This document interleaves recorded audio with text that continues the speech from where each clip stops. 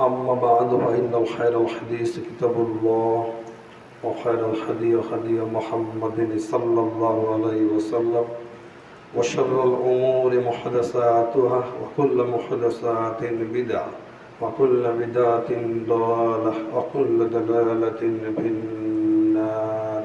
وقد قال الله تعالى في كلامه المجيد والفرقان الحميد: أعوذ بالله من الشيطان الرجيم.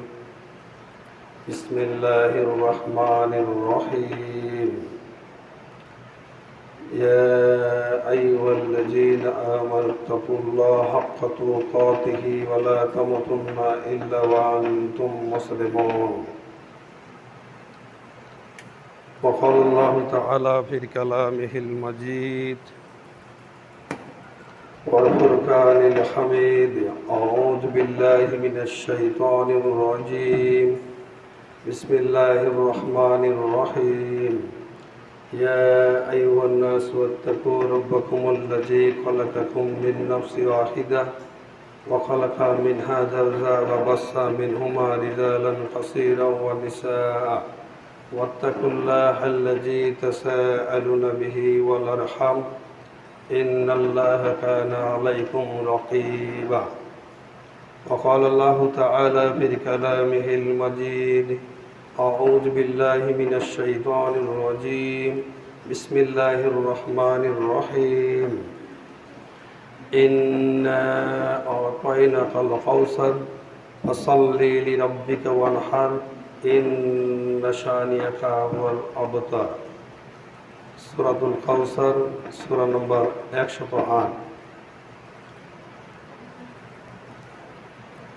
عن أبي هريرة رضي الله تعالى عنه قال قال رسول الله صلى الله عليه وسلم: كل أمتي يدخلون الجنة إلا من أبى.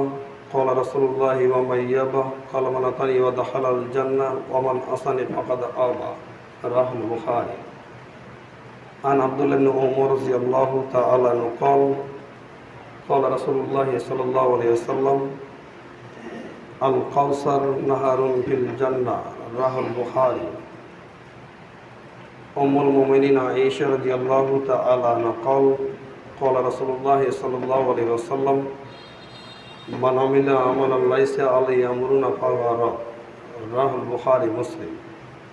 সম্মানিত মুসল্লি একরাম, সমস্ত প্রশংসা মহান সুবহানাহু ওয়া তাআলার জন্য, যিনি আজকে আমাদেরকে জুমার দিনে দুনিয়াবি বিভিন্ন ব্যস্ততাকে দূর করে দিয়ে সুস্থতার সহিত মসজিদে আসার, কিছু সালাত আদায় করার এবং কিছু কোরআন হাদিসের আলোচনা শোনার ও বলার জন্য তৌফিক দান করেছেন।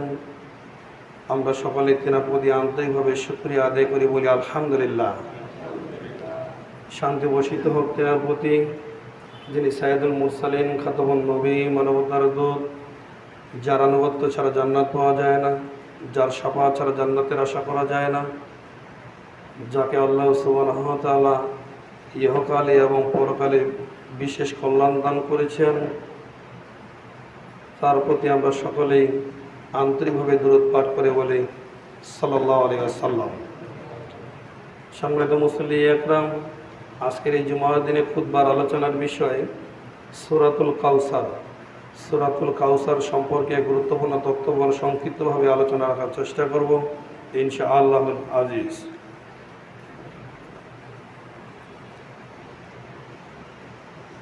আমরা আগ থেকে অবগত যে আল্লাহ সুবহানাহু ওয়া তাআলা আমাদেরকে একটি শ্রেষ্ঠ গ্রন্থ দিয়েছেন, যার নাম হচ্ছে কুরআনুল কারীম।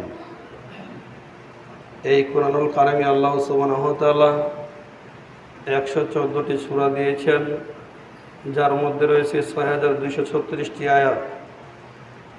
114টি সূরার মধ্যে আল্লাহ সুবহানাহু ওয়া তাআলা একটি সূরা দিয়েছেন 108 নম্বর সূরা, যেটার নাম সূরা কাউসার। এই সূরা কাউসার পবিত্র কুরআন মাজিদের সবচেয়ে ছোট্ট সূরা। আমরা সাধারণত যারা 5 ওয়াক্ত সালাত আদায় করি, কম বেশি কমপক্ষে এই সালাত আদায়কারী ব্যক্তির মধ্য থেকে 50% মানুষের এই সূরা মুখস্থ রয়েছে, যেটা আমার জানা মতে। কারণ সবচেয়ে সহজ ছোট্ট সূরা, যে সূরার মধ্যে মাত্র 3টি আয়াত রয়েছে। কুরআনুল কারীমের সবচেয়ে বড় সূরা হচ্ছে সূরা বাকারা, সবচেয়ে ছোট সূরা হচ্ছে সূরা কাউসার। এই সূরা কাউসারে রয়েছে 3টি আয়াত, যেটার শব্দ রয়েছে 10টি। এখানে হরফ রয়েছে 42টি। রাসূল সাল্লাল্লাহু আলাইহি ওয়াসাল্লাম বলেছেন, কোনো মানুষ যদি আল্লাহকে সন্তুষ্টি অর্জন করার জন্য পবিত্র কোরআন মাজিদ থেকে একটি হরফকে তেলাওয়াত করে, তাহলে তার আমলনামায় কমপক্ষে 10টি নেকি প্রদান করা হবে। বলেন সুবহানাল্লাহ।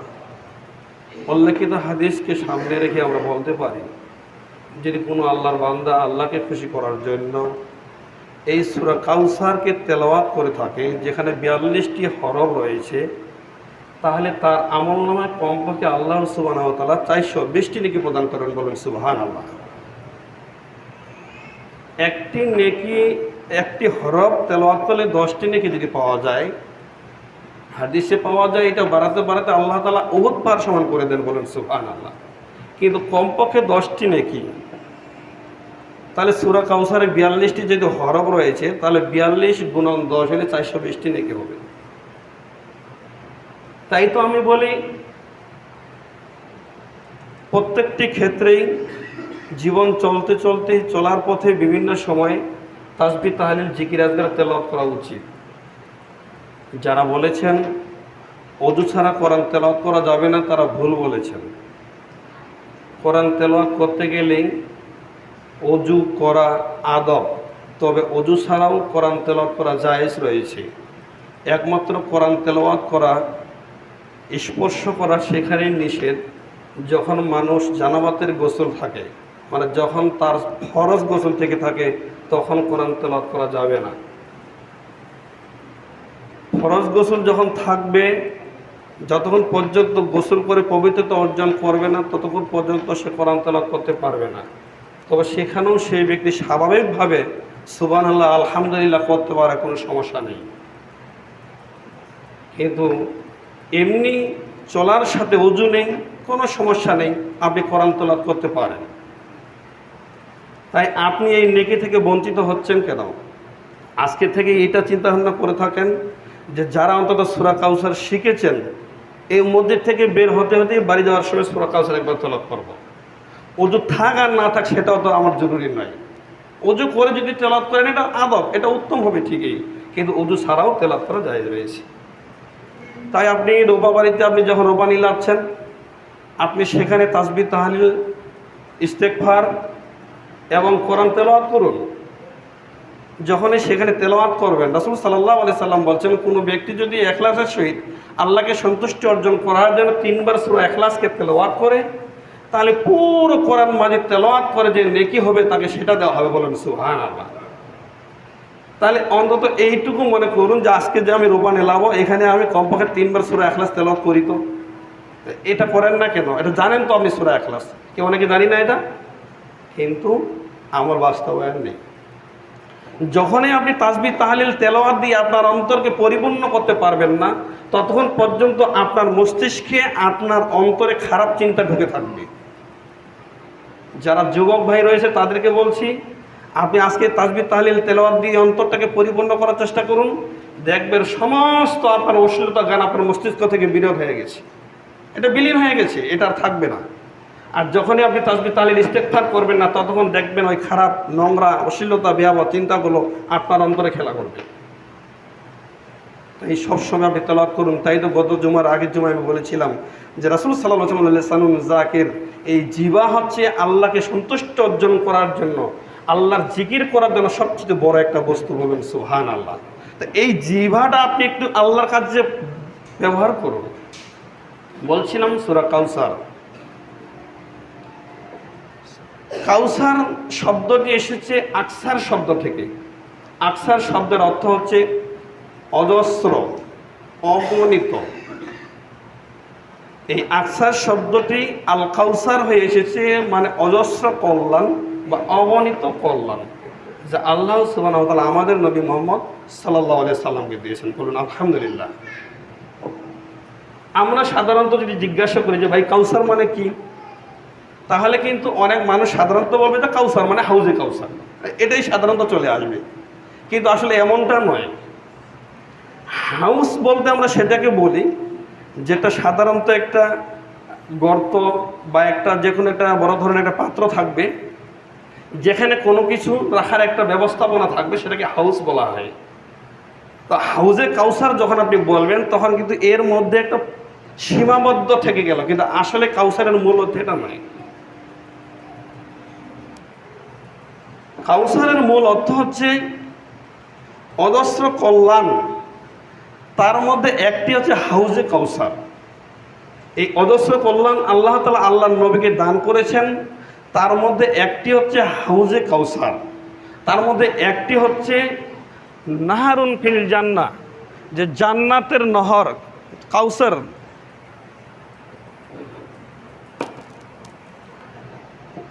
নাহারুল ফিল জান্নাহ, যেটা হচ্ছে জান্নাতে আল্লাহ তাআলা একটি যা কাউসারের নহর দান করবেন। নহর শব্দের অর্থ হচ্ছে নদী, যেটা কখনো শেষ হবার নয়। তো বলছিলাম, তাহলে আমরা যেটা বোঝাতে চাচ্ছি, আল কাউসার শব্দের অর্থ হচ্ছে অজস্র কল্যাণ বা অগণিত কল্যাণ। তো এই সূরাতে তিনটি ভাগে আমরা ভাগ করতে পারি, যেহেতু তিনটি আয়াত। প্রথম অংশ হচ্ছে আল্লাহ সুবহানাহু ওয়া তাআলা আল্লাহর নবীকে এই কাউসার দান করেছেন, যা অন্য কোনো নবীকে এটা দান করেননি, বলেন সুবহানাল্লাহ। দ্বিতীয় আয়াতে আল্লাহ তাআলা ঘোষণা দিচ্ছেন, তোমাকে যে আমি কাউসার দান করেছি এই জন্য কিছু শর্ত রয়েছে। ফাসাল্লি লিরাব্বিকা ওয়ানহার, তুমি এখন তোমার প্রতিপালকের উদ্দেশ্যে সালাত আদায় করো এবং কুরবানি করো। তৃতীয় ভাগে রাসূল সাল্লাল্লাহু আলাইহি সাল্লাম যেটা বোঝাতে চাচ্ছে যে আল্লাহ তাআলা বলছেন, ইন্না শানিয়াকা হুয়াল আবতার, তুমি লেসকাটা নয়, তুমি নির্বংশ নয়, বরং নিশ্চয়ই তোমার শত্রুরাই হচ্ছে নির্বংশ। মূলত শেষের আয়াত হচ্ছে নির্বংশ নিয়ে, মাঝখানের আয়াত হচ্ছে 2 নম্বর আয়াতে হচ্ছে তাওহীদ নিয়ে, আর প্রথম আয়াত হচ্ছে আল্লাহ সুবহানাহু ওয়া তাআলা আল্লাহ রাসূলকে যেটা দান করেছেন সেটা নিয়ে। তো আল্লাহ তাআলা পবিত্র কোরআন মাজিদে যেখানে সুসংবাদ দান করেছেন আল্লাহর নবীকে বা তার বান্দাদেরকে, সেখানে আল্লাহ তাআলা নিজেকে বহু বচন ব্যবহার করেছেন। কিন্তু আল্লাহ তো একজন। কুল, হে নবী আপনি বলুন, ওয়াল্লাহু আহাদ, আল্লাহ এক। আল্লাহ কোনো অদ্বিতীয় নয়, আল্লাহ একজন। কিন্তু যখন আল্লাহ সুবহানাহু ওয়া তাআলা মানুষকে, তার বান্দাকে এবং আল্লাহ রাসূলকে কোনো নিয়ামতের কথা বলতে গেছেন, তখন পাড়ায় তিনি শব্দটা ব্যবহার করেছেন, নি শব্দ ব্যবহার করেননি, বরং সেখানে না শব্দ ব্যবহার করেছেন। মানে ইন্না আতাইনাকাল কাউসার, হে নবী আমরা আপনাকে কাউসার দান করেছি, বলেন সুবহানাল্লাহ। তো এখানে আল্লাহ তাআলা তো একজন, কিন্তু তিনি বলছেন আমরা। যারা জেনারেল ছাত্র আমরা সেটাও বুঝি, আই মানে আমি, উই মানে আমরা, ইউ মানে তুমি। তা আইও হচ্ছে এক বচন, ইউ মানে এক বচন, উই মানে বহু বচন, কি তাই না? তো এখানে আল্লাহ তাআলা বলছেন আমরা আপনাকে কল্যাণ দান করেছি, মানে যেই কল্যাণ, এটা নিয়ামত আল্লাহ তাআলা দান করেছেন, তাই তিনি নিজেকে সম্মানিত করার জন্য, নিজের প্রশংসা জ্ঞাপন করার জন্য, তাই তিনি সেখানে বহু বচন শব্দ ব্যবহার করেছেন। অথচ কোরআনুল কারিমে যেখানে আল্লাহ তাআলা নিজেকে তাওহীদের ঘোষণা দিয়েছেন, সেখানে কিন্তু বহু বচন শব্দ ব্যবহার করা হয়নি। যেমন আল্লাহ তাআলা বলছেন সূরা তোহাতে, আল্লাহ তাআলা বলছেন ইন্নানি আনাল্লাহু, নিশ্চয়ই আমি আল্লাহ। এখানে তিনি তাওহীদের ঘোষণা দিচ্ছেন, এখানে একটু ইন্নানি বলা হয়েছে, এখানে একটু ইন্না বলা হয়নি। তাহলে যেখানে তাওহীদের ঘোষণা দেওয়া হয়েছে সেখানে আল্লাহ তাআলা নিজেকে একক বলে ঘোষণা দিয়েছেন, আর যেখানে মানুষকে সুসংবাদ দিয়েছেন সেখানে বিভিন্ন জায়গায় তিনি আল্লাহ সুবহানাহু ওয়া তাআলা বহুবচন শব্দ ব্যবহার করেছেন নিজের প্রশংসা জ্ঞাপন করার জন্য। যেমন আমরা গ্রামের মানুষ, আমরা সাধারণত বলতে পারি, একজন স্ত্রী তার স্বামীকে এত সহজে কিন্তু তুই করে বলে না বা তুমি করে বলতে চায় না, সাধারণত বলে তোমরা, কি বলে না? তোমরা তো বহু বচন। ঠিক স্বামীও তার স্ত্রীকে বলে তোমরা, মানে এটাও বহু বচন। ঠিক স্ত্রী যেমন তার স্বামীকে সম্মান দেখানোর জন্য বহুবচন শব্দ ব্যবহার করা হয়, ঠিক আল্লাহ সুবহানাহু ওয়া তাআলা তার নিজের প্রশংসা, তার সম্মান বৃদ্ধি করার জন্য সেখানে বহুবচন শব্দ ব্যবহার করা হয়, বলেন সুবহানাল্লাহ। শোনেন মুসলিম একরাম, তো আল্লাহ তাআলা বলছেন ইন্না আতাইনাকাল কাউসার, হে নবী আমরা আপনাকে কাউসার দান করেছি। তো এই সূরা নাজিলের কয়েকটি ঘটনা রয়েছে, তার মধ্যেই আমি কয়েকটি সামান্যতম একটি দুটি ঘটনা বলবো। রাসূল সাল্লাল্লাহু আলাইহি সাল্লামের প্রথম স্ত্রীর নাম হচ্ছে খাদিজা রাদিয়াল্লাহু তাআলা আনহা। তো খাদিজা রাদিয়াল্লাহু তাআলা আনহার গর্ভে 6 জন সন্তানী হয়েছে রাসূল সাল্লাল্লাহু আলাইহি ওয়াসাল্লামের পক্ষ থেকে। কয়জন? 6 জন। তার মধ্যে 4 জন হচ্ছে কন্যা সন্তান আর 2 জন হচ্ছে পুত্র সন্তান। তো প্রথম পুত্র সন্তানের নাম হচ্ছে কাসেম। এই জন্য রাসূল সাল্লাল্লাহু আলাইহি সাল্লামকে তখনকার সময়ে আরবরা আবুল কাসেম নাম উপাধি দিয়েছিলেন। আবুল মানে পিতা, কাসেম মানে কাসেমের পিতা। এই জন্য তেনাকে কোথাও কোথাও এখনো হাদিসে উল্লেখ করা হয়েছে আবুল কাসেম বলে সম্বোধন করেছেন। বলেন সুবহানাল্লাহ। তো বলছিলাম এখানে আরেকটি বিষয় লক্ষ্য রাখবে, রাসূল সাল্লাল্লাহু আলাইহি ওয়াসাল্লাম একটি হাদিসে বলেছেন তো রাসূল সাল্লাল্লাহু আলাইহি ওয়াসাল্লাম এখানে যেটা বোঝাতে চাচ্ছি, প্রথম সন্তান নাম হচ্ছে কাসেম, তারপরে যেটি সন্তান সেটার নাম হচ্ছে আব্দুল্লাহ। তো 4টি কন্যা সন্তান বেঁচেছিলেন। তো কাসেম রাদিয়াল্লাহু তাআলা আনহু তিনি প্রথমেই কিছুদিন পরে মারা গিয়েছিলেন। এরপরে জন্মগ্রহণ করেছিলেন আব্দুল্লাহ।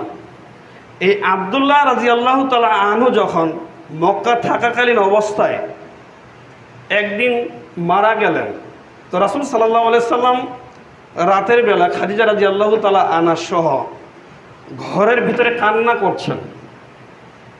যখন কান্না করছেন, রাসূল সাল্লাল্লাহু আলাইহি সাল্লামের চাচা, যার নাম হচ্ছে আবুল আহাব, তার স্ত্রী বেড়ার ছিদ্র দিয়ে দেখছেন কি ব্যাপার, দেখি তো আল্লাহর নবী কাঁদছেন কেন। তখন তিনি দেখছেন যে রাসূল সাল্লাল্লাহু আলাইহি সাল্লামের দ্বিতীয় পুত্র ছিল সেটাও মারা গেছেন। যখন এই মারা গেছেন, বর্তমানে সমাজে কিন্তু কিছু মানুষ রয়েছে, শত্রুর যদি দুঃখ দেখে তাহলে হাসবে না কাঁদবে? কি হাসবে না? শত্রুর যদি দুঃখ দেখে, কষ্ট দেখে, তাহলে হাসে। এমন আছে না বর্তমান সমাজে কিছু মানুষ, যেটা শরীয়ত কখনো অ্যাকসেপ্ট করে না। ঠিক আবুল আহাবের স্ত্রী যখন দেখলেন যে রাসূল সাল্লাল্লাহু আলাইহি ওয়াসাল্লামের দ্বিতীয় যে পুত্র ছিল সেটাও মারা গেছেন, তখনই তিনি খুশিতে আত্মহারা। বলুন না আউযুবিল্লাহ। এত আত্মহারা হয়েছে, তাফসীর কারকগণ বলছেন এই আবুল আহাবের স্ত্রী পুরো মক্কা শহরের অলিচে গলিচে বিভিন্ন জায়গায় তিনি প্রচার করে বেড়াইলেন যে তোমরা শুনেছো যে কি হয়েছে, যে মুহাম্মদ সাল্লাল্লাহু আলাইহি সাল্লাম তিনার যে দ্বিতীয় পুত্র ছিল আব্দুল্লাহ, সেও মারা গেছে। তার আর কোনো পুত্র সন্তান নেই। এখন সে লেজ কাটা, মানে অবতার। সে এখন অবতার, মানে নির্বংশ। অবতার শব্দের অর্থ নির্বংশ। যাকে সৌদি আরব গেল সেটাকে লেজ কাটা বলা হয়। যে তার এখন কোনো বংশ থাকলো না, তার কোনো বংশের বাড়তি নেই। এখন ইসলাম ধর্মের নাম নেওয়ার মতো কেউ থাকবে না। তারা এতেই খুশিতে আত্মহারা, মানে তার বংশের আর বাতি দেওয়ার মতো কেউ নেই। লেজ কাটা হয়েছে, সে অবতার হয়েছে। এই ঘটনা যখন বিভিন্ন জায়গায় পৌঁছে গেল, তখন কুরাইশরা তারা বলা বলি করলো যে এখন আর ইসলাম বিলীন হওয়ার সময় এসেছে, ইসলাম আর থাকবে না। কারণ আল্লাহর নবী তো পরে পুত্র সন্তানে নেই, তাহলে কে দ্বীনের কাজ করবে? কারণ তখনকার মনে করা হয়তো যে একজন যদি কোনো নেতা আসে তাহলে তার পিছনে তার সন্তানই তার হাল ধরবে, এটা তারা মনে করতো। তো এখন তো তার সন্তান তো নেই, তাহলে কে হাল ধরবে তার ধর্মের? অতএব তারা খুশিতে আত্মহারা। তো এই ঘটনা পরে যখন বলা বলি হচ্ছে বিভিন্ন জায়গায়, তখন রাসূল সাল্লাল্লাহু আলাইহি সাল্লাম ভরাক্রান্ত মন, যখন তাকে বলা হচ্ছে লেজ কাটা, মানে অবতার বলা হচ্ছে, যে সে নির্বংশ আর সন্তান থাকলো না, ইসলাম ধর্ম বিলীন হয়ে যাবে, তখন তার মন ভরাক্রান্ত হয়ে দুঃখ কষ্ট নিয়ে তিনি বেড়াচ্ছেন। এই জন্য এক সময় আস ইবনে ওয়াইল নামে একজন কুরাইশ নেতা ছিলেন। তখন তিনি রাসূল সাল্লাল্লাহু আলাইহি সাল্লামের সাথে কথা বলছিলেন একটি জায়গায়। তখন কুরাইশ বাকি নেতাগুলো বলছিল, যখন ওই কুরাইশ নেতা চলে আসলেন আস বিন ওয়াইল, যে তুমি কার সাথে তখন কথা বলছিলে?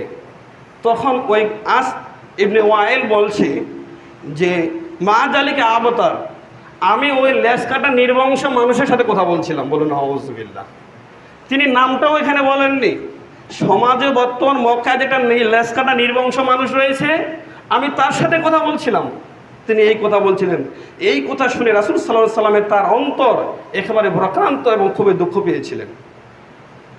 তো এই জন্য কিছুক্ষণ বা কয়েকদিন পরে এমতো অবস্থায় একদিন আনাস রাদিয়াল্লাহু তাআলা আনহু বলেন যে রাসূল সাল্লাল্লাহু আলাইহি সাল্লাম সহ আমরা একটি জায়গায় বসে রয়েছি।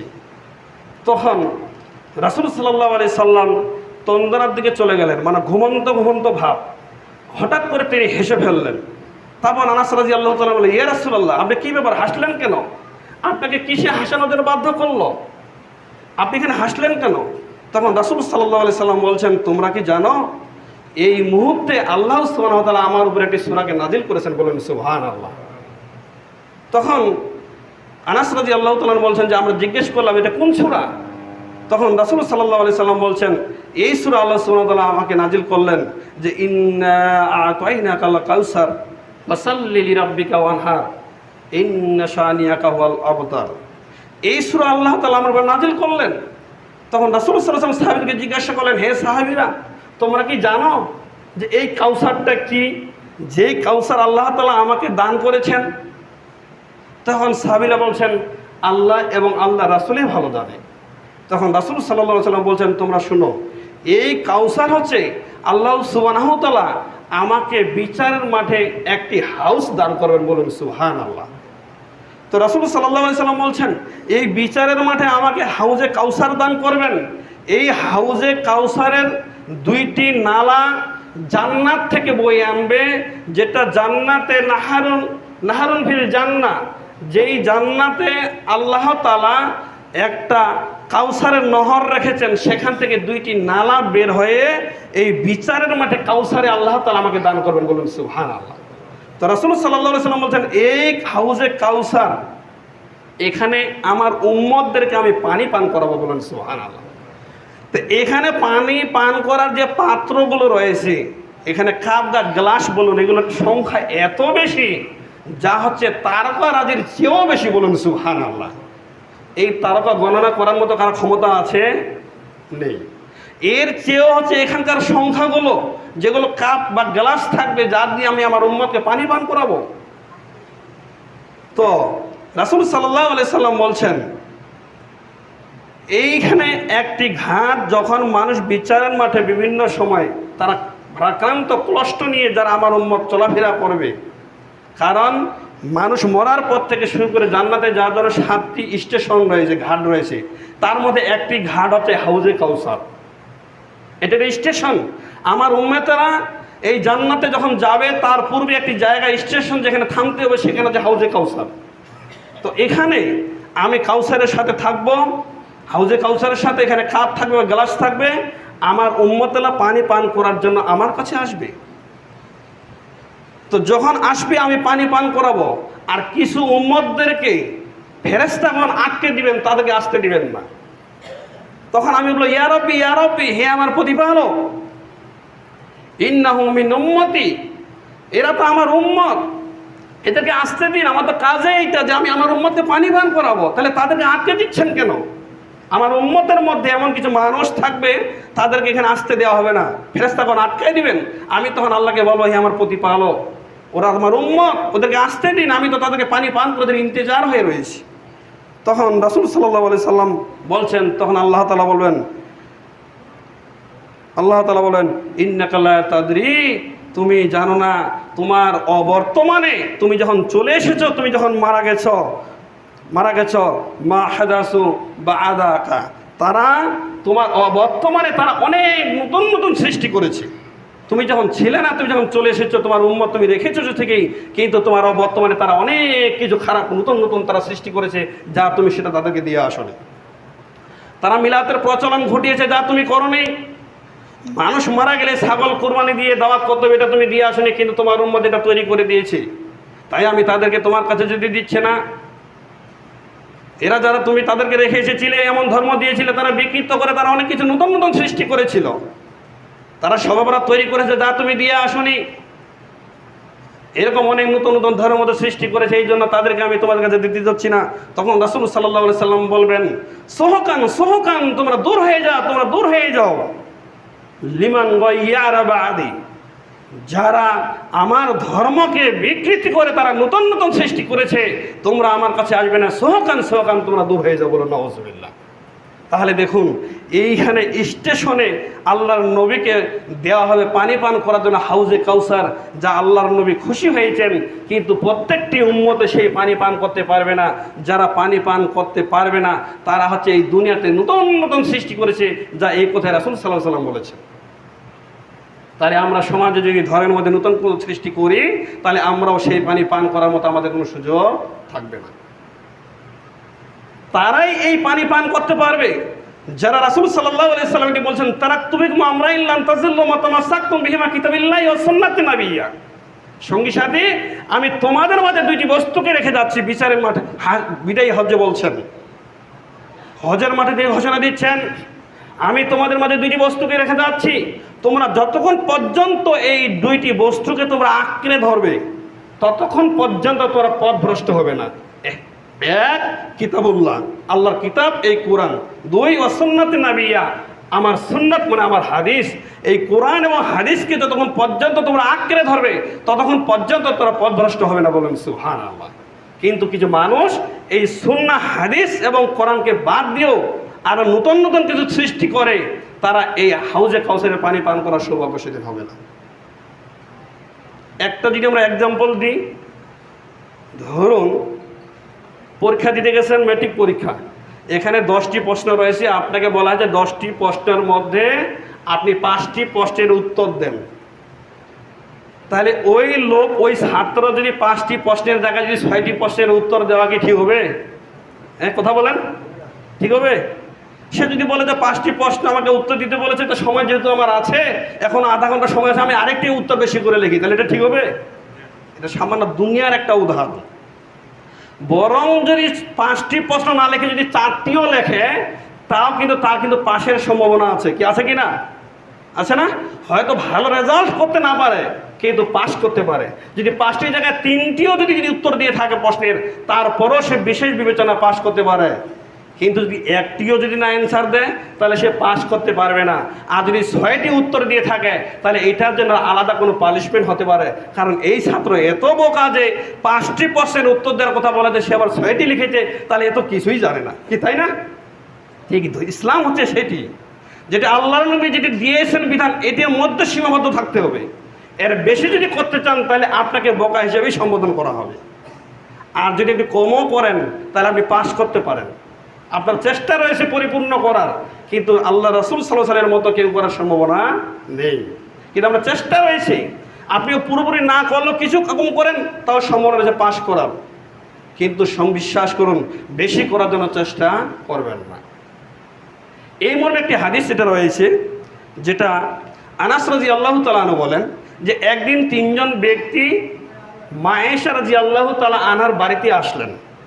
হাদিসটি রয়েছে, আর এর আগে যে হাদিসটি বললাম এটি রয়েছে বুখারীতে 4964 নম্বর হাদিস। আর এখন যে হাদিসটি বলবো এটি হচ্ছে 5064 নম্বর হাদিস, বুখারী শরীফ। তো আনাস রাদিয়াল্লাহু তাআলা আনহু বলেন যে 3 জন ব্যক্তি মা আয়েশা রাদিয়াল্লাহু তাআলা আনহার বাড়িতে আসলেন। এসে তারপরে বলছেন, যেখানে তখন আল্লাহ রাসূল ছিলেন না, তখন বলছেন, হে আল্লাহর নবীর স্ত্রী মা আয়েশা, আপনি একটু আমাদেরকে শিখিয়ে দেন যে আল্লাহর নবীর ইবাদত কি ধরনের ছিল, আমরা সেইভাবে ইবাদত করে আমরা জান্নাত পেতে চাই। তখন আয়েশা রাদিয়াল্লাহু তাআলা আনহা বলে দিলেন যে রাসূল সাল্লাল্লাহু আলাইহি সাল্লাম ফরজ ইবাদত করতেন, তার মধ্যে তিনি নফল ইবাদতগুলোর কথা তিনি বললেন যে তিনি রাতের কিছু অংশ সালাত আদায় করতেন, তাহাজ্জুদ সালাত, কিছু অংশ ঘুমিয়ে যেতেন। তারপর মাসে কিছু অংশ সিয়াম পালন করতেন এবং কিছু অংশ সিয়াম পালন করতেন না। তারপর তিনি বললেন যে তিনার জীবন পরিচালনা করার জন্য তিনি বিবাহ শাদীও করেছেন। তো এই 3 জন ব্যক্তি তখন বললেন যে তিনি হচ্ছেন পৃথিবীর মধ্যে সর্বশ্রেষ্ঠ মানুষ মুহাম্মদ সাল্লাল্লাহু আলাইহি সাল্লাম। তিনার সামনের এবং পিছনের সমস্ত গুনাহ আল্লাহ তাআলা ক্ষমা করে দিয়েছেন, তিনার তো কোনো গুনাহ নেই, তার সাথে আমাদের তুলনা হয় না।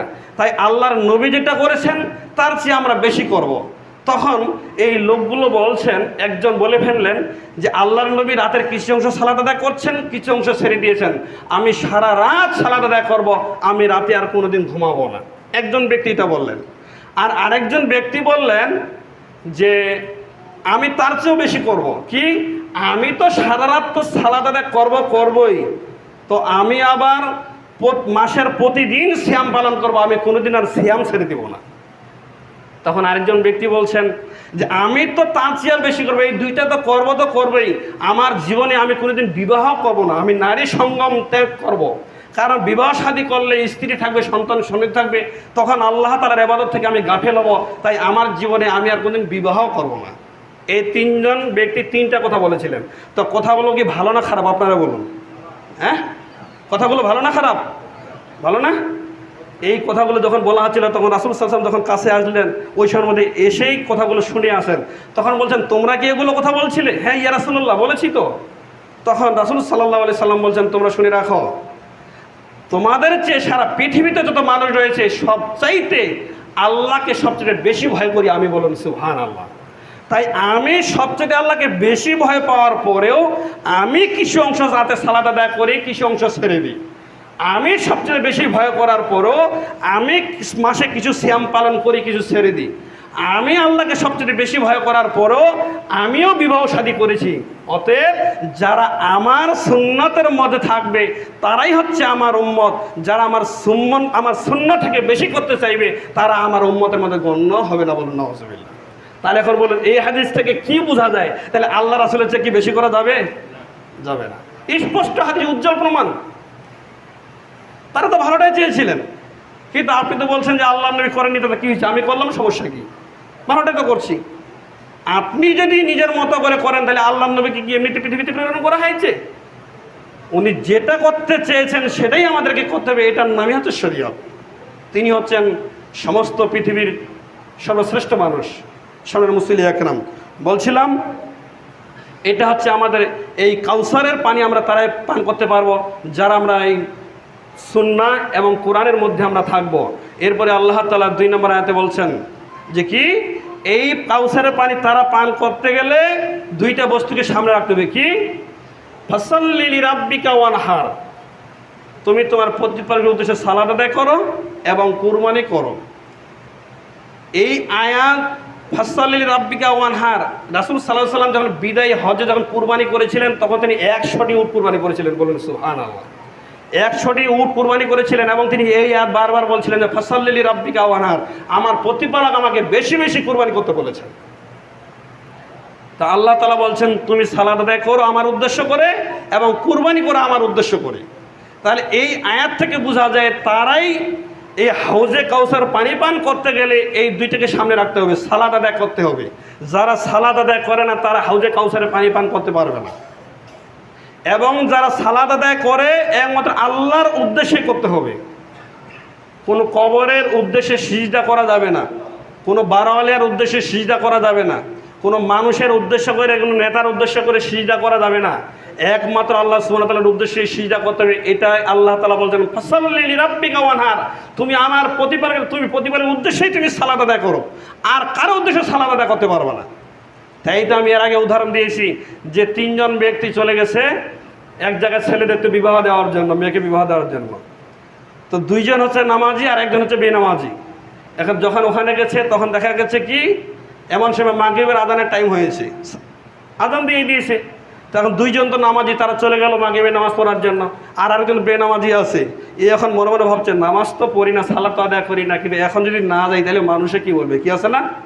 তখন এই বেনামাজিও তখন নামাজির সাথে চলে গেল মসজিদে সালাত আদায় করার জন্য।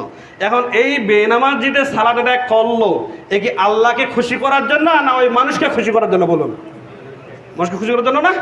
তাহলে এটাই হচ্ছে, এটা ফাসাল্লি লিরাব্বিকা হয় নাই। ফাসাল্লি লিরাব্বিকা যেটা আল্লাহকে সন্তুষ্টি অর্জন করার জন্য ওই 2 জন ব্যক্তি গিয়েছিলেন, আর বাকি গিয়েছিলেন সে মানুষকে খুশি করার জন্য। বরং এটি ইবাদতের চেয়ে নেকির জায়গায় সেটা গুনাহ হবে, সেটা তো শিরকি গুনাহ। বলো নাউজুবিল্লাহ। অতএব যতবার সালাত আদায় করবেন আপনি কখনো মনে করবেন না যে সালাত আদায় না করলে মানুষে কি বলবে, সমাজে কি বলবে, আমার বাবা কি বলবে, মা গালিগালাজ করবে। বরং আপনার একটাই উদ্দেশ্য থাকবে, আমি এই সালাত আদায় করতেছি একমাত্র কাকে খুশি করার জন্য? আল্লাহকে খুশি করার জন্য। এইরকম নিয়ত থাকতে হবে, তাহলে আপনারা হবে ফাসাল্লি লিরাব্বিকা। আর কুরবানি করতে হলে আল্লাহর জন্য কুরবানি করতে হবে।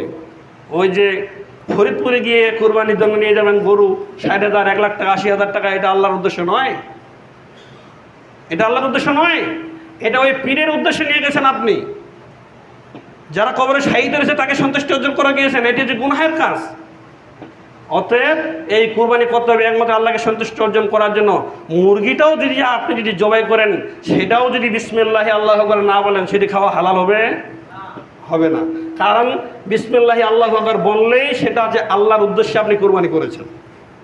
অতএব শুনে মুসল্লি একরাম, যত আপনি কুরবানি করবেন, তাই বাজারে যদি কখনো মুরগি ক্রয় করে থাকেন তাহলে কিন্তু আপনি নিজে চেষ্টা করবেন, ওখানে কিন্তু যখন অনেকে কিন্তু মুরগিটা কিন্তু ক্রয় করার পরে ওখানে কিন্তু পরিষ্কার করে নিয়ে আসে, মানে জবাই করার পরে, তা আপনি নিজে জবাই করার জন্য চেষ্টা করবেন, অন্তত নিজে জবাই করে দেওয়ার জন্য চেষ্টা করবেন, পরিষ্কার ওনার কাছে করে নেবেন।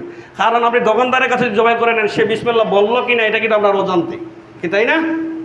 এবং দেখবেন যে ওই দোকানদার দেখবেন যে যখন জবাই করে তার কিন্তু মুখটাও ক্যাবলামুখী হয়ে থাকে না, অথচ কিন্তু যে কোনো প্রাণী কুরবানি করার শর্ত হচ্ছে ক্যাবলার দিকে মুখ করে থাকা। কি বুঝতে পারছেন? অনেকের দোকানদার এখন পূর্ব বসে মুখ করে আসে, এমনিতে দিয়ে দিচ্ছে কুরবানি করে, আসে না এরকম? যেটা আপনার হোটেলে বিভিন্ন জায়গায় অজান্ত হয়ে যাচ্ছে সেটা আলাদা বিষয়, কিন্তু এখানে আপনার নিজে কুরবানি করার সুযোগ আছে তো, কি নাই? অতএব আপনি নিজেই কুরবানি করার জন্য চেষ্টা করবেন। শোনেন মুসলিম একরাম, বলছিলাম এরপরে আল্লাহ তাআলা বলছেন কি, ইন্না শানিয়াকা হুয়াল আবতার, যে নিশ্চয়ই তোমার শত্রুরাই হচ্ছে নির্বংশ, তুমি নির্বংশ নয়। মানে আল্লাহ তাআলা সূরাকে নাজিল করে আল্লাহ সন্তুষ্টি, আল্লাহ রাসূলের মনকে আনন্দ দেওয়ার জন্য বলছেন, আমি তোমাকে কাউসার দান করেছি, এই জন্য তুমি তোমার প্রতিপালকের সালাত আদায় করো এবং কুরবানি করো। এবং ইন্না শানিয়াকা হুয়াল আবতার, তোমার শত্রুরা হচ্ছে নির্বংশ, তুমি নির্বংশ নয়, তুমি নির্বংশ নয়। তোমার নাম নেওয়ার মতো কিয়ামত পর্যন্ত মানুষ থাকবে, কিন্তু তোমার শত্রুদের নাম নেওয়ার মতো কোনো মানুষ থাকবে না। শুধু সন্তান থাকলেই তার বংশ মানে বেঁচে গেল এমনটা নয়। রাসূল সাল্লাল্লাহু আলাইহি সাল্লাম বলছেন, আমি সমস্ত মুসলিম, সমস্ত মুমিনদের, সমস্ত মুসলিমদের আমি হচ্ছে পিতৃ সমতুল্য। বলুন সুবহানাল্লাহ। আল্লাহর নবী হচ্ছে আমাদের বাবা সমতুল্য, যা তিনি নিজে বলেছেন। এই জন্য প্রত্যেকটি আলেম ওলামা দেখবেন যখন রাসূল সাল্লাল্লাহু আলাইহি ওয়াসাল্লামের স্ত্রীদের নাম বলেন তখন বলেন উম্মুল মুমিনিন আয়েশা রাদিয়াল্লাহু তাআলা আনহা, উম্মুল মুমিনিন খাদিজা রাদিয়াল্লাহু তাআলা আনহা, উম্মুল মুমিনিন সাফিয়া রাদিয়াল্লাহু তাআলা আনহা। কি বলেন এগুলো? কেন? উম্মুল মুমিনিন মানে কি? উম্মুল মুমিনিন মানে সমস্ত মুমিনদের মা হচ্ছে আয়েশা রাদিয়াল্লাহু তাআলা আনহা। এই জন্য রাসূল সাল্লাল্লাহু আলাইহি ওয়াসাল্লাম যখন মারা গেছেন, মারা যাওয়ার পরে ওনার স্ত্রীকে বিবাহ করার মতো কারোর জন্য বৈধতা নেই। কারণ মাকে কেউ বিবাহ করতে পারবে? কি কথা বলুন? মাকে বিবাহ করা জায়েজ আছে কি? আর স্ত্রীগুলো হচ্ছেন আমাদের মা। এই জন্য তার স্ত্রীদের নাম বললে আমরা বলি যে মা আয়েশা, মা খাদিজা। বর্তমান তো সমাজে এমন কিছু কিছু মানুষ যারা রয়েছে আলেম ওলামা, ওই তার স্ত্রীকেও বলছে মা এবং তার বেটিকেও বলছে মা ফাতেমা। কি আছে না? মা ফাতেমা বলবেন না, এখানে শুধু ফাতেমা রাদিয়াল্লাহু তাআলা আনহা বলবেন। কারণ ফাতেমা রাদিয়াল্লাহু তাআলা আনহার মায়ের নাম হচ্ছে খাদিজা রাদিয়াল্লাহু তাআলা আনহা। তা মা খাদিজাও বললেন, তার বেটিকেও মা বললেন। কি কথা কেউ বুঝতে পারছেন? মায়ের বেটিকে আপনার মা হবে নাকি? শরণ মুসলিম একরাম। আর আমরা মা খাদিজা এই জন্য বলি কারণ রাসূল সাল্লাল্লাহু আলাইহি ওয়াসাল্লাম তিনি আমাদের পিতা এবং তিনার স্ত্রীগণ হচ্ছে আমাদের মা, কিন্তু তার সন্তান যে ফাতেমা আছেন তিনি যে আমাদের মা, এটা তো আল্লাহ নবী বলেননি। যদি মা হতেন তাহলে ফাতেমা রাদিয়াল্লাহু তাআলা আনহাকে কেউ বিবাহ করতে পারবেন না। কিন্তু রাসূল সাল্লাল্লাহু আলাইহি ওয়াসাল্লামের কাছের সাহাবী তার আলী রাদিয়াল্লাহু তাআলা আনহু, তিনি কি তার মেয়েকে বিবাহ করেন নাই? তা তিনি তো মুমিন। অতএব মুসলিম একরাম, অতএব তার সন্তানকে ওই দৃষ্টিকোণ থেকে মা বলা থেকে বিরত থাকবেন, বরং তার যে স্ত্রীগুলো রয়েছে সেগুলো হচ্ছে আমাদের জন্য হচ্ছে মা। তো বলছিলাম, তো রাসূল সাল্লাল্লাহু আলাইহি ওয়াসাল্লাম আমাদের পিতৃ সমতুল্য। আল্লাহ রাসূলের দুইটি সন্তান তখন মারা গেছেন, তাতে কি হয়েছে? কিন্তু বর্তমান সমাজে যত মুসলিম, কিয়ামত পর্যন্ত যত মুসলিম মুমিন থাকবে, সমস্ত মুমিন মুসলিম হচ্ছে রাসূল সাল্লাল্লাহু আলাইহি ওয়াসাল্লামের পুত্র। বলুন সুবহানাল্লাহ। শোনেন মুসলিম একরাম, তো বলছিলাম রাসূল সাল্লাল্লাহু আলাইহি ওয়াসাল্লামের কিন্তু পরে আরেকটা সন্তান হয়েছিলেন যার নাম হচ্ছে ইব্রাহিম আলাইহিস সালাম, ইব্রাহিম রাদিয়াল্লাহু তাআলা আনহু, যেটা তো মারিয়া কিপ্তিয়া রাদিয়াল্লাহু তাআলা আনহার গর্ভে হয়েছিলেন। এটা হচ্ছে মদিনায়, কিন্তু মূলত খাদিজা রাদিয়াল্লাহু তাআলা গর্ভে হয়েছিলেন 6 জন। শোনেন মুসলিম একরাম, তো ইব্রাহিমও মারা গিয়েছিলেন। তো যাই হোক বলছিলাম শোনেন মুসলিম একরাম, তো এই রাসূল সাল্লাল্লাহু আলাইহি সাল্লামের তিনার নির্বংশ নয়। আল্লাহ তাআলা আল্লাহর নবীকে বলছেন তুমি নির্বংশ, বা তোমার শত্রুগুলো হচ্ছে নির্বংশ। তো এই কথা বলতে বলতে যেটা আমি বোঝাতে চাচ্ছিলাম, রাসূল সাল্লাল্লাহু আলাইহি ওয়াসাল্লাম নির্বংশ যে নয়, তিনার নাম নেওয়ার মতো যে অনেক মানুষ আছে বর্তমানে প্রুফ। আপনি দেখবেন দৈনিক কয়বার আযান দেওয়া হয় বলুন তো? হ্যাঁ, দৈনিক কয়বার আযান দেওয়া হয়? 5 বার।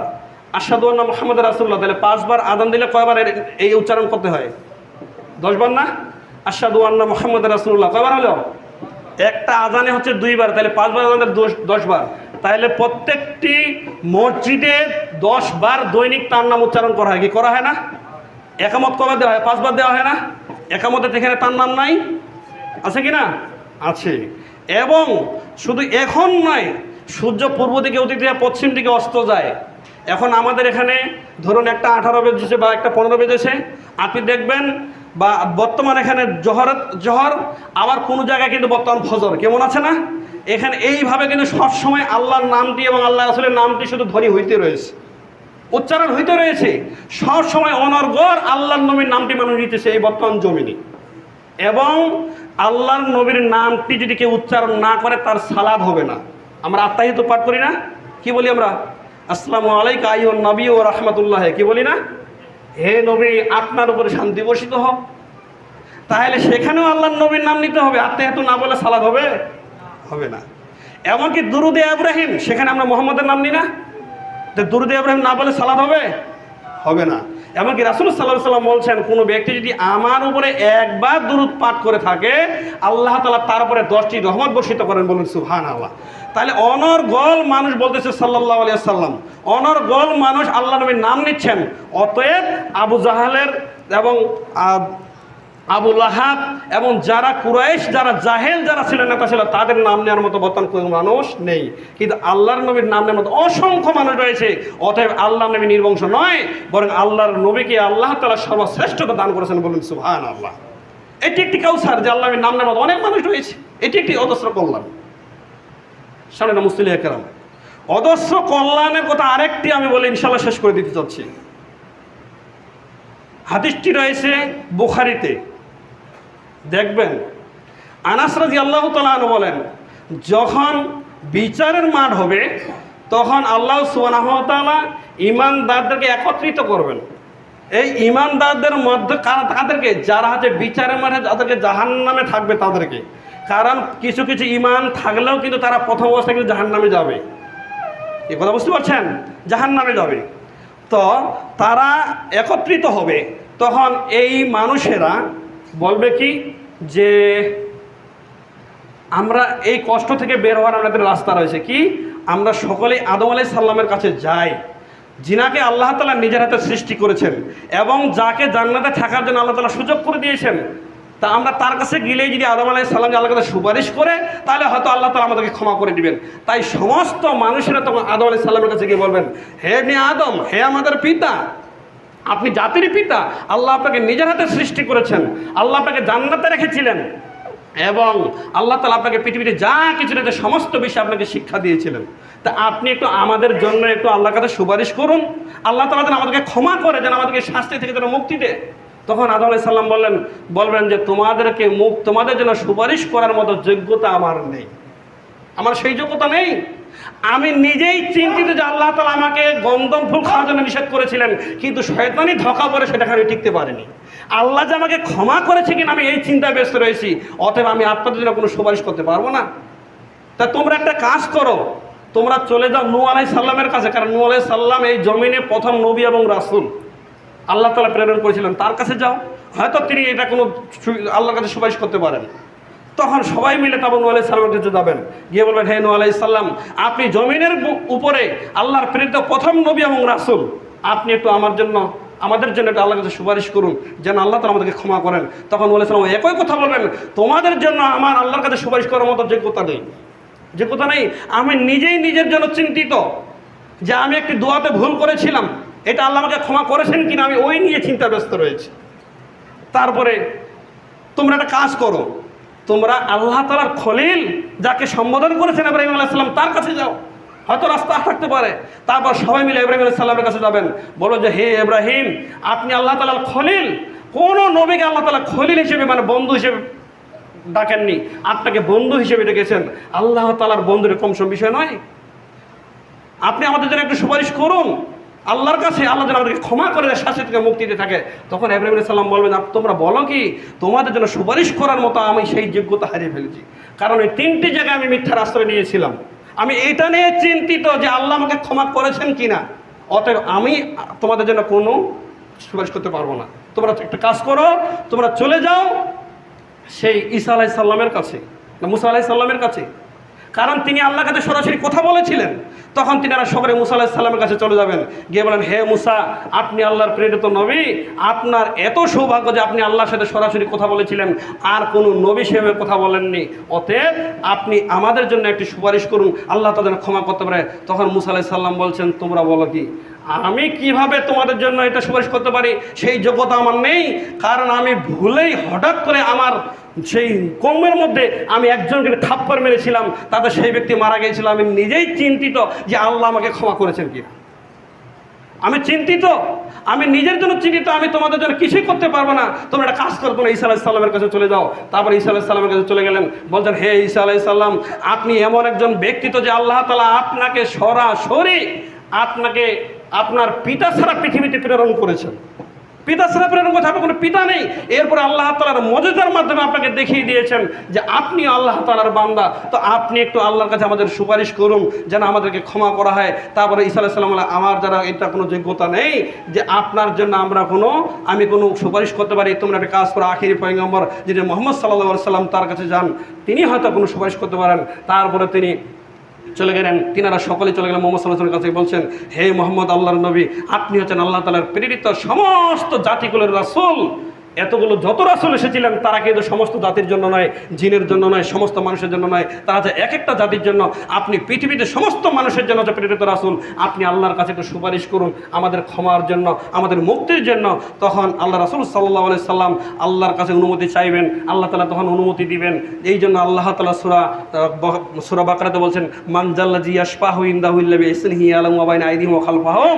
এমন কেউ নেই যে আমার অনুমতি ছাড়া কেউ কারো সুপারিশ করতে পারে, আল্লাহ তাআলা ঘোষণা দিচ্ছেন। তাই আল্লাহর নবীও যদি আপনার জন্য সুপারিশ করে তাহলে আল্লাহর অনুমতি লাগবে। কথা বুঝতে পারছেন? আর আপনার চোরমনের পীর নাকি নৌকা এসে সবাইকে নিয়ে যাবে ঘাটে ঘাটে, আছে না এরকম কথা? আছে কি না? যে পীর সাহেব নৌকা নিয়ে আসবেন, সবাইকে নিবেন আর জান্নাতে প্রেরণ করবেন, এরকম কথা প্রচলন আছে। একবার ডাহামিকটা কথা। আল্লাহর নবীও সময় লাগতে অনুমতি চাইবেন, তারপর অনুমতি দেওয়া হবে। তারপর আল্লাহ নবী সিজদা করে যাবেন। আল্লাহ নবী বললেন, আমি যতক্ষণ পর্যন্ত আল্লাহ আমাকে উঠতে বলবেন না ততক্ষণ পর্যন্ত সিজদা থেকে উঠবো না। তাহলে চাইতে গেলে কি করতে হয়? সিজদা করতে হয়। কথা বুঝতে পারছেন? তারপর সিজদা আমি কতক্ষণ থাকি এটা বলা যাচ্ছে না, তবে যতক্ষণ আল্লাহ তাআলা উঠতে বলবেন না সিজদাকে ততক্ষণ উঠবো না। তারপর আল্লাহ তাআলা বলবেন, হে মুহাম্মদ সাল্লাল্লাহু আলাইহি সাল্লাম, উঠুন, আপনি বলুন, আপনার কথা গ্রহণ করা হবে, আপনি চান আপনাকে দেওয়া হবে। তখন রাসূল সাল্লাল্লাহু আলাইহি সাল্লাম বলবেন, আমার উম্মতগুলোকে একটু আপনি মুক্তি দিয়ে দেন, একটু শাস্তি থেকে পরিত্রাণ দিন। তখন রাসূল সাল্লাল্লাহু আলাইহি সাল্লাম বলছেন, তখন আমাকে একটা শর্ত দেওয়া হবে যে তুমি এতগুলো নিয়ে যাও, তারপর আমি এতগুলোকে নিয়ে যাব। এইভাবে পরপর 3 বার আমি সিজদে আল্লাহর কাছে করবো এবং 3 বার মানুষদেরকে আমি জান্নাতে নিয়ে যাব। তারপর রাসূল সাল্লাল্লাহু আলাইহি ওয়াসাল্লাম বলছেন, একবারে পরিশেষে যারা থাকবে তারা হচ্ছে একবারে তাদের মাঝে কোনো ইমাম নেই, তাদের মাঝে কোনো লা ইলাহা ইল্লাল্লাহ নেই। সম্মানিত মুসলিম একরাম, আমি বোঝাতে চাচ্ছিলাম এই বিচারের মাঠে কোনো নবী মানুষের সুপারিশ করার মতো আল্লাহর কাছে সেটা সুযোগ পাচ্ছেন না।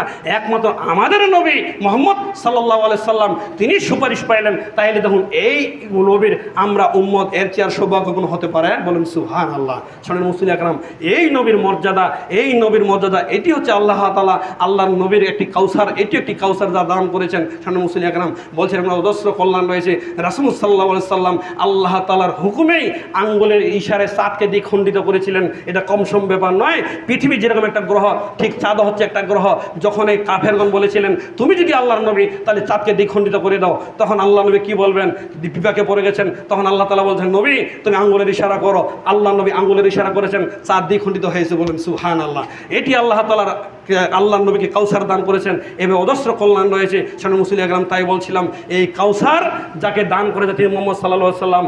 আর এই মুহাম্মদ সাল্লাল্লাহু আলাইহি আমরা উম্মত। আল্লাহকে বলছি, আল্লাহ তুমি রহমান, তুমি দয়াবান, তুমি গফুর রহিম, তুমি আমাদেরকে বিচারের মাঠে এই হাউজে কাউসার পানি পান করার জন্য তুমি আমাদেরকে তৌফিক দান করো। আল্লাহু আমিন। এবং আমরাকে বলবো, যারা আমরা নবীর উম্মত রয়েছি তারা বেনামাজি এখনও রয়েছি, আমরা যেন নামাজি হয়ে যাই, নইলে কিন্তু বিচারের মাঠে এই হাউজে কাউসারে পানি পান করার মতো কোনো সুযোগ থাকবে না। এবং বেদাত থেকে মুক্ত থাকার জন্য চেষ্টা করবেন, শিরিক থেকে মুক্ত থাকার জন্য চেষ্টা করবেন। আল্লাহ তুমি রহমান, তুমি দয়াবান, তুমি গফুর রহিম, তুমি আমাদেরকে শিরিক এবং বেদাত মুক্ত জীবন পরিচালনা করার জন্য তুমি আমাদেরকে তৌফিক দান করো। সবাই আল্লাহু আমিন। আল্লাহ তুমি আমাদেরকে সকলকেই আল্লাহ রাসূলের পদ্ধতি অনুযায়ী জীবন পরিচালনা করার জন্য তুমি তৌফিক দান করো। সবাই আল্লাহু আমিন। এবং বিশেষ করে আমাদের এই মসজিদে আমাদের আমাদের এই মসজিদে যারা মুসল্লি রয়েছে সমস্ত এই মসজিদের মুসল্লিদের মনের মধ্যে যদি কোনো হিংসা বিদ্বেষ থেকে থাকে, একজন আরেকজনের প্রতি যদি অনীহা থেকে থাকে, আল্লাহ সমস্ত এই মসজিদের মুসল্লিদের অন্তরকে কলুষিত করে দিয়ে একজন আরেকজনের প্রতি ভ্রাতৃত্ববোধ ভালোবাসা তৈরি করে দর্শক আল্লাহ আমিন।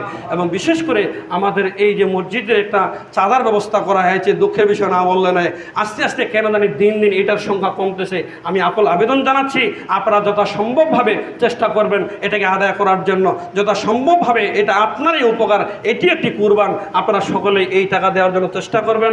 এটা যথাসম্ভবভাবে একবারে শেষ সময় দিচ্ছেন কেমন জানি হয়ে যাচ্ছে, আবার দেখা যাচ্ছে 50% হয় না কোনো সময়, 50%ও না হয়, 50% হয় না, কেন এটা হবে? সামান্যতম 100 টাকা 200 টাকা এটা যদি আপনি চেষ্টা অবশ্যই দিতে পারেন। একজন সন্তানকে 500 টাকা দিয়ে আপনি প্রাইভেট পড়াতে পারেন, 300 টাকা দিয়ে প্রাইভেট পড়াতে পারেন, আর মসজিদের জন্য 100 টাকা আপনার বের হয় না, এটাও কিন্তু জবাব দিতে হবে। আল্লাহকে বলছে তুমি রহমান, তুমি দয়াবান, তুমি আমাদেরকে এই মসজিদে বেশি বেশি দান করার জন্য তাফিক দান করেন আল্লাহ আমিন। এই বলে আমার প্রথম আলোচনা শেষ করছি। সাল্লাল্লাহু আলাইহি ওয়াসাল্লাম।